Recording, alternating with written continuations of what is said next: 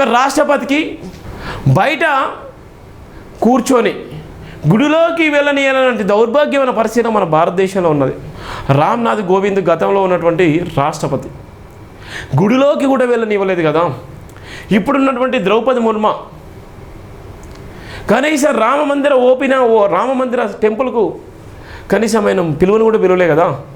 పార్లమెంటును ప్రారంభోత్సవం పిలవలే కదా. ఇంతకన్నా దౌర్భాగ్యం ఇంకెక్కడ ఉంటుంది? ఇంతకన్నా ఇంకా భయంకరమైన కుట్రలు ఏం జరుగుతాయి? ఇంతకన్నా పెద్దగా అవమానాలు ఏం జరుగుతుంది? బీహార్లో ఉన్నటువంటి ముఖ్యమంత్రిని అవహేళన చేస్తే శుద్ధి చేసిరు కదా. ఇవాళ ఉన్నటువంటి దాడులు, ఇప్పుడు ఉన్నటువంటి భయంకర పరిస్థితులు ఇవన్నీ నిదర్శనం కాదా? ఎడిపోతుంది మన దేశం, ఎడిపోతుంది మన రాజ్యాంగం, ఎడిపోతుంది మన వ్యవస్థ. ఎందుకోసం జరుగుతుంది ఈ వ్యవస్థలో? ఎవరన్నా నిజంగా ఎదురుగా మాట్లాడితే వాళ్ళ మీద దేశద్రోహం కేసు, ఎవరన్నా నిజంగా మాట్లాడితే వాళ్ళ మీద దాడులు, లేకపోతే ఈడీ అంటారు, లేకపోతే ఏసీబీ అంటారు, లేకపోతే ఇది అంటారు. అధికారం చేతిలో ఉందని. ఇప్పటి వరకు ఇవాళ జరిగిన దాడుల విషయంలో ఎవరన్నా బీజేపీ నాయకుల మీద, ఆర్ఎస్ఎస్ నాయకుల మీద, నిజంగా దాడులు చేసినటువంటి వ్యక్తుల మీద ఎక్కడైనా ఎఫ్ఐఆర్ కాపీ అయిందా?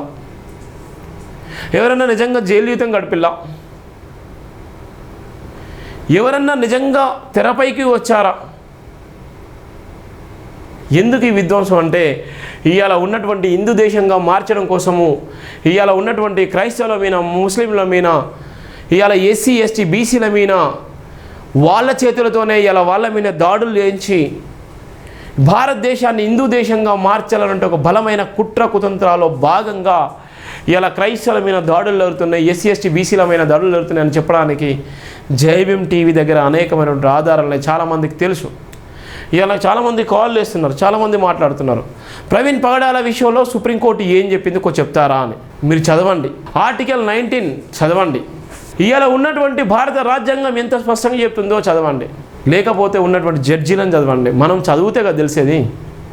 మనం చదువుకుంటేనే ఇవాళ ఉన్నటువంటి ఏదో తమ్ములను పెట్టుకొని ఏదో ఇష్టానుసారంగా మాట్లాడుకొని ఇవాళ వాడు చెప్పిందే వేదంగా మనం భావించి పైనుంచి ఊడిపడ్డట్టుగా, అరే నాయనారా మీరు మారండి, మీకోసమే ఇవన్నీ చెప్తున్నాను, నువ్వు ఆత్మగౌరవంగా బతకడం కోసం చెప్తున్నాను. ఇవాళ ఉన్నటువంటి కులాలు మతాలను అన్ని పక్కన పెట్టు, మనిషిగా బతికేటువంటి ప్రయత్నం చేయండి. మనుషులమని బ్రతికేటువంటి ప్రయత్నం చేయండి. నువ్వు 100 సంవత్సరాలు బతుకుతావా? ఒకవేళ నిజంగా నువ్వు ఉంటే నీకు సావు రాదా? 100 సంవత్సరాలు నువ్వు బతుకుతావా? 100 years నువ్వు బతుకుతావు అనుకుంటే నిజంగా రాండి. 100 years బతుకుతాం అనుకుంటే ఏదంటే అది చేయండి. అరే నీకు రోగం వస్తే హాస్పిటల్కి పోతావు, నీకైనా కష్టం వచ్చిందంటే పోలీస్ స్టేషన్ పోతావు, నీకైనా నిజంగా న్యాయం జరగకపోతే కోర్టుకు పోతావు. ఇవన్నీ కూడా ఎవరు చేసిళ్ళు? రాజ్యాంగమే కదా. మరి ఉన్నటువంటి ఏ దేవుడు, ఏ మతం ఎవరు కూడా కాపాడరు కదా. నీ కష్టం వస్తేనో హాస్పిటల్ పోతావు, మరి దేవుని దగ్గర పోవచ్చు కదా. నీకు బాధ వస్తే ఎవరి దగ్గర పోతావు? నీ కష్టం వచ్చిందంటే హాస్పిటల్ పోతావు. మరి హాస్పిటల్ పోయినటువంటి క్రమంలో దేవుళ్ళకి పోయి దేవుళ్ళ దగ్గర బతకొచ్చు కదా, దేవుళ్ళు నిజంగా కాపాడతారు కదా. నీకు నష్టం జరిగిందంటే, నీకు నష్టం జరిగితే నువ్వు ఇబ్బందులు పడితే, నాకు అన్యాయం జరిగిందని ఎక్కడికి పోతావు? మళ్ళీ పోలీస్ స్టేషన్కి పోతావు. పోలీస్ స్టేషన్ పోయినప్పుడు కూడా నీకు అన్యాయం జరిగితే మళ్ళీ ఎక్కడికి పోతావు? కోర్టుకు పోతావు. ఇవన్నీ ఎక్కడివన్నీ? ఇవన్నీ ఎవరు చేసిల్లో? మతాలు చేశాయా? బైబుల్ చేసిందా? భగవద్గీత చేసిందా? ఖురాన్ చేసిందా? ఎవరు చేసిళ్ళు? ఎవరు చేసిళ్ళు? ఆ కులాలు మతాలను కూడా ఏర్పడ్డది ఏ విధంగా ఏర్పడ్డాయి? ఏ విధంగా డిసైడ్ చేసిళ్ళు? భారత రాజ్యాంగం బాబాసాహెబ్ అంబేద్కరే కదా. మరి ఇవన్నీ తెలిసినాక కూడా మనం పిచ్చోళ్ళలాగా, పిచ్చోడి చేతుల రాయిలాగా ఇష్టానుసారంగా మాట్లాడుతున్నాం. మరి మనం పిచ్చోళ్ళమా? లేకపోతే పిచ్చోడి చేతుల రాయిలాగా మనం ఇలానే మాట్లాడతామా? నోటికి ఏదొస్తుంది మాట్లాడదామా? తాగి తందనలాడి నిజంగా కుటుంబాన్ని విచ్ఛిన్నం చేసుకొని ఇవాళ నేను హైలైట్ కావడం కోసమో, లేకపోతే నేను కాశీ జెండా మోసినందుకో, లేకపోతే తెల్ల బట్టలు వేసుకున్నందుకో, లేకపోతే ఇంకోదో అనుకుంటే మీరు రోడ్ల మీద పడతారు. గుర్తుపెట్టుకోండి, రోడ్ల మీద పడతారు. మిమ్మల్ని ఎవ్వరు ఆదుకోరు. చట్టాలు కూడా అన్ని సందర్భాల్లో పనిచేస్తే అనుకుంటాం పొరపాటే.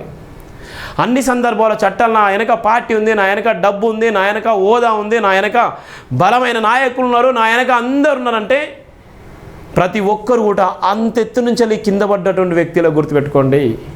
ఎంత పెద్ద వ్యక్తులైనా కింద పడ్డటువంటి వ్యక్తులే, అది రాజ్యాంగం. ఒక్కరు కూడా అంతెత్తు నుంచి కింద పడ్డటువంటి వ్యక్తులే, గుర్తుపెట్టుకోండి. ఎంత పెద్ద వ్యక్తులైనా కింద పడ్డటువంటి వ్యక్తులే, అది రాజ్యాంగం.